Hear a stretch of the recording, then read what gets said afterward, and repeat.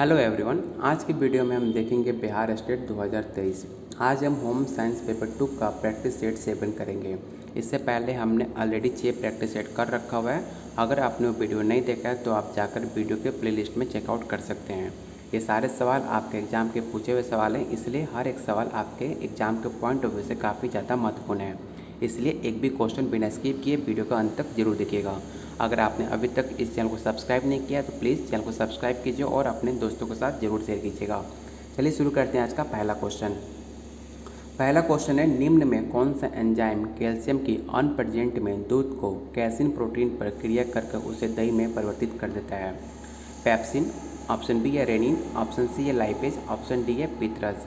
तो आप इसको याद रखिएगा, रेनिन नामक एंजाइम जो होता है वो कैल्शियम में अनप्रेजेंट की कमी से दूध को कैसिन प्रोटीन पर क्रिया करके उसे दही में परिवर्तित कर देता है। राइट आंसर आपका ऑप्शन बी हो जाएगा। क्वेश्चन 59 कह रहा है, पैर की उंगलियों को पंखी के समान फैलाना होता है। सहज क्रिया, ऑप्शन बी है अंकुचन, ऑप्शन सी है सामने विकृत, ऑप्शन डी है इनमें से कोई नहीं। तो जो आपके पैर की उंगलियों को पंखे के समान फैलाना एक सहज क्रिया कहलाता है। इसका राइट आंसर आपका ऑप्शन ए हो जाएगा। क्वेश्चन 60 कह रहा है, मानव शरीर में अनिवार्य अमीनो अम्ल की संख्या कितनी होती है? तो आप इसको याद रखिएगा, आपके मानव शरीर में अमीनो अम्ल की संख्या टोटल आपकी 10 होती हैं।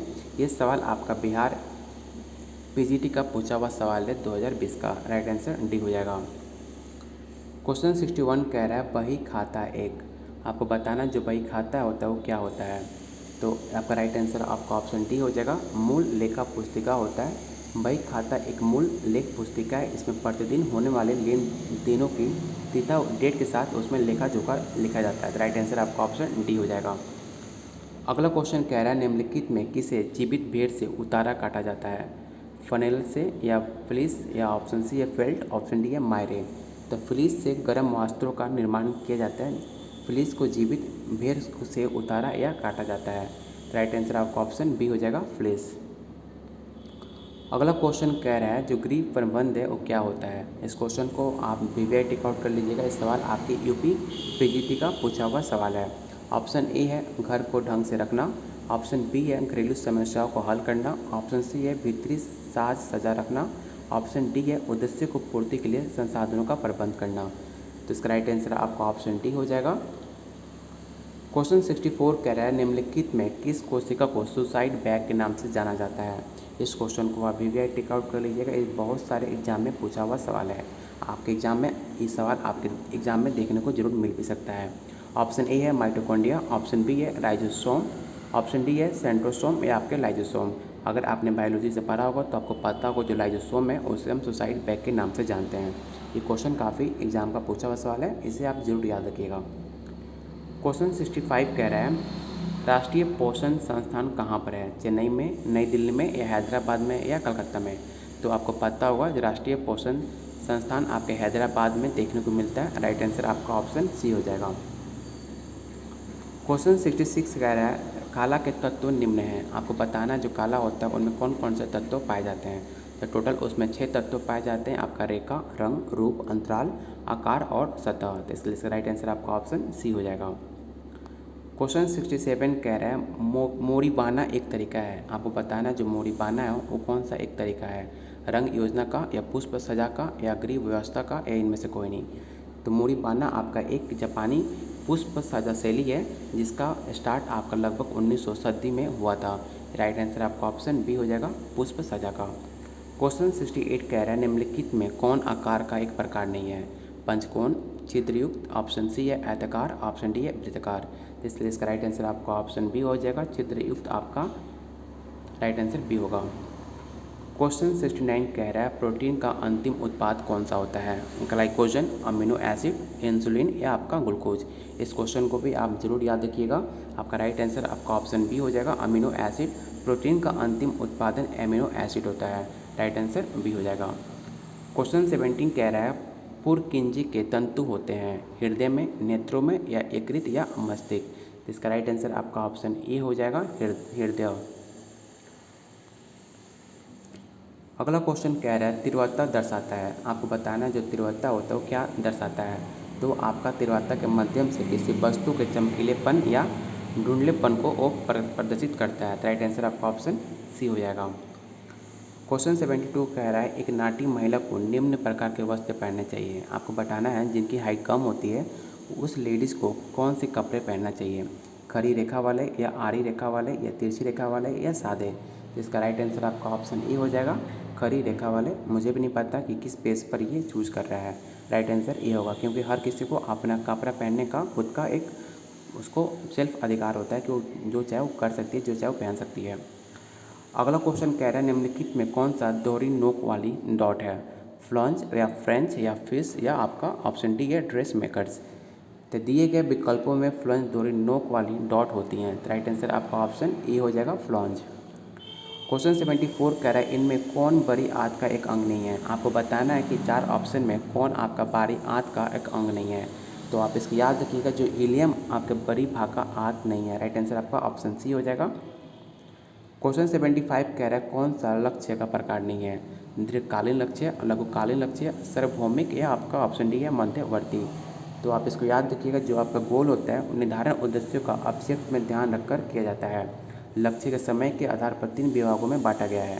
तो इसका राइट आंसर आपका ऑप्शन सी हो जाएगा, सार्वभौमिक लक्ष्य आपका कोई लक्ष्य का प्रकार नहीं होता है। क्वेश्चन 76 कह रहा है नियासिन की कमी से क्या होता है। आपको बताना है नियासिन की कमी से कौन सा रोग होता है। तो आप इसको याद रखिएगा, प्लेगरा नाम की बीमारी होती है आपके विटामिन B3 की कमी से। राइट आंसर आपका ऑप्शन डी हो जाएगा। क्वेश्चन 77 कह रहा है सेंसरी मोटर अवस्था है। आपको बताना है, अगर आपने सीटेट पास किया होगा तो आपने पता होगा कि सेंसरी मोटर का जो अवस्था कितने से कितने तक होता है। तो आपने पढ़ा भी होगा, 0 से लेकर 2 साल बच्चे को हम सेंसरी मोटर के नाम पे जानते हैं। और ये आपके जीन पियाजे महोदय ने इसे 4 अवस्थाओं में विभाजित किया है। इसका राइट आंसर आपका ऑप्शन डी हो जाएगा, 0 से 2 वर्ष। ये भी सवाल आपसे पूछा जाता है कि जीन पियाजे कहाँ के रहने वाले थे, तो इसको याद रखिएगा, स्विट्जरलैंड के रहने वाले थे। क्वेश्चन 78 कह रहा है ISI चीन किसके द्वारा दिया जाता है। आपको बताना है जो ISI है, जो उसका जो सिंबल होता है वो किसके द्वारा दिया जाता है। तो आप इसको याद रखिएगा, ISI द्वारा प्रमाणित कार्यक्रम भारत सरकार ने सन 1952 में पारित किया गया था। इसका राइट आंसर आपका ऑप्शन बी हो जाएगा, भारतीय मानक ब्यूरो राइट आंसर होगा। क्वेश्चन 79 कह रहा है मुख दंशन की अवस्था कितनी होती है, 8 से 18 माह, 0 से 8 माह या 10 से 15 माह या 12 से 24 माह। तो इसका राइट आंसर आपका ऑप्शन डी हो जाएगा। मुख्य दर्शन अवस्था में बालक खाने की चीज़ों को देखकर उसके मुख में डालकर काटने अथवा चूसने की प्रक्रिया द्वारा उससे अपने अंदर की भावना इच्छा प्रकट करता है। तो राइट आंसर आपका ऑप्शन डी हो जाएगा। क्वेश्चन 80 कह रहा है वर्णनद व्यक्ति किस रंगों में भेद नहीं कर सकता है, लाल पीला, हरा पीला, सभी रंग या लाल या हरा। जो व्यक्ति होते हैं जो रंगों में वो भेद नहीं कर पाते हैं कि कौन सा रंग है कौन सा नहीं है, तो सबसे ज़्यादा किन रंगों में भेद नहीं कर पाते हैं। तो आप याद रखिएगा, लाल और हरा में उनको बहुत काफ़ी ज़्यादा कन्फ्यूजन होता है, वो कन्फ्यूज रहते हैं कि लाल है कि हरा है। तो राइट आंसर आपका ऑप्शन डी होगा। इस सवाल आपका DSSB का पूछा हुआ सवाल है, इसलिए इस क्वेश्चन को आप जरूर इंपॉर्टेंट टेकआउट कर दीजिएगा। क्वेश्चन 81 कह रहा है वंशानुक्रम के वाहक कौन कौन होते हैं, रजकण या केंद्रक या जीन्स या क्रोमोसोम। तो आप सबको पता होगा जीन्स आनुवंशिक गुणों का एक वाहक होता है। राइट आंसर आपका ऑप्शन सी हो जाएगा। क्वेश्चन अगला कह रहा है निम्न में शरीर का कौन सा भाग जुकाम से संक्रमित नहीं होता है, नोक, फेफड़ा, सांस की नली या उपरोक्त में से सभी संक्रमित होते हैं। तो मौसम के बदलाव के कारण मनुष्य के अंदर जो जुकाम नामक एक बीमारी अक्सर हो जाती है, जो मनुष्य के नाक एवं सांस की नली को प्रभावित करती है। इससे फेफड़ों में कोई परेशानी नहीं होती है। इसे आप जरूर याद रखिएगा और इस क्वेश्चन को भी जरूर याद रखिएगा और उसे BVI टेकआउट कर लीजिएगा। क्वेश्चन 83 कह रहा है मध्यमान के लिए कौन सा सूत्र सही है। आपको बताना है, अगर आपको मध्यमान निकालना है तो आप कैसे निकालोगे। तो यहाँ पे दिया है आंसर, मध्यमान के लिए सूत्र, मध्यमान जो आपका विषय है n+1/2 आपका पच होगा। इसमें इसका राइट आंसर आपका ऑप्शन ई दिया है, इनमें से कोई नहीं होगा, ऑप्शन डी, क्योंकि इसमें तीनों ऑप्शन आपका गलत है। क्वेश्चन 84 कह रहा है कौन सी कढ़ाई का एक सुमेल नहीं है।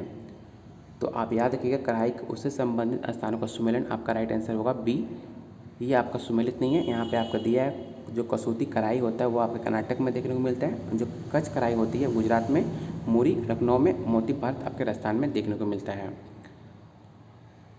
क्वेश्चन 85 कह रहा है ईड प्रतिनिधित्व करता है। आपको बताना है जो ईड होता है वो क्या प्रेजेंट करता है। तो ईड जो होता है आपका अचेतन जो मन होता है वो आपका प्रेजेंट करता है, तो राइट आंसर आपका ऑप्शन बी हो जाएगा अचेतन मन।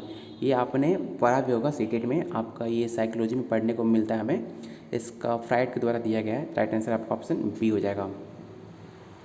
क्वेश्चन 86 कह रहा है जीवन रक्षक घोल निम्न अवस्था में दिया जाता है। आपको बताना है जीवन रक्षक घोल किस अवस्था में दिया जाता है, जब आप बुखार आपको होता है, या सिर दर्द में, या खांसी में, या निर्जलीकरण में। तो इसका राइट आंसर आपका ऑप्शन ए हो जाएगा, निर्जलीकरण आपका राइट आंसर होगा। क्वेश्चन 87 कह रहा है डोमेस्टिक सीवेज में अशुद्धता का प्रतिशत कितना होता है। आपको बताना है जो डोमेस्टिक सीवेज होता है उसमें कितना अशुद्धता का प्रतिशत कितना होता है, 1%, 0.1%, 0.01% या आपका 1.1%। तो इसका याद रखिएगा, आपका राइट आंसर आपका ऑप्शन बी हो जाएगा, 0.1% आपका इसमें अशुद्धता पाया जाता है। क्वेश्चन 88 कह रहा है उपभोक्ता संरक्षण विधेयक कब लागू किया गया था। तो अभी हमने पढ़ा भी था, इस क्वेश्चन को मैं बार बार बोल रहा हूँ कि वीवीआई टेक आउट कर लीजिएगा। इसका राइट आंसर आपका हो जाएगा 6 जनवरी 1987 में लागू किया गया था उपभोक्ता संरक्षण विधेयक। राइट आंसर आपका ऑप्शन डी होगा। क्वेश्चन 89 कह रहा है निम्नलिखित में कौन सी बीमारी एडिज मच्छरों द्वारा फैलती है। इस क्वेश्चन को भी आपका बिहार स्टेट 2020 का पूछा हुआ सवाल है। तो आप सबको पता होगा जो आपके एडिज मच्छर होती हैं, जो फीमेल मच्छर होती हैं, वो उनके काटने से आपका चिकुनगुनिया बीमारी होता है। राइट आंसर सी हो जाएगा। क्वेश्चन 90 कह रहा है आंशिक रूप से पचा भोजन क्या कहलाता है, काइम, विली, रस या पेप्सिन। तमाशे में बना लुगदी के समान भोजन जो कि आंशिक रूप से पचा हुआ होता है उसे हम पीत रस एवं अग्नाशय रस मिला होता है उसे हम काइम के नाम से जानते हैं। राइट आंसर ए हो जाएगा। क्वेश्चन 91 कह रहा है गृह प्रबंधन की प्रक्रिया में गतिविधियों का सही अनुक्रम बताइए। तो आप इसे याद रखिएगा, सबसे पहले आपका आयोजन, संगठन, क्रियान्वयन और मूल्यांकन होता है। राइट आंसर बी हो जाएगा। क्वेश्चन 92 कह रहा है जो धमनियाँ रक्त होती हैं ले जाती हैं, आपको धमनियाँ रक्त कैसे लिया जाता है। तो आप इसको याद रखिएगा, राइट आंसर आपका ऑप्शन बी हो जाएगा। जो आपका हृदय होता है उससे आपका जो ब्लड होता है वो आपका एक दूसरे से ट्रैवल करता है। राइट आंसर बी होगा। क्वेश्चन 93 कह रहा है बैक्टीरिया से फैलने वाला रोग कौन सा है। इस क्वेश्चन को आप वीवीआई टिक आउट कर लीजिएगा। आपके एग्जाम में बैक्टीरिया और आपके जो रोग होते हैं ऐसे सवाल आपके एग्जाम में जरूर देखने को मिलते हैं कि बैक्टीरिया वायरस से कौन कौन से रोग फैलते हैं।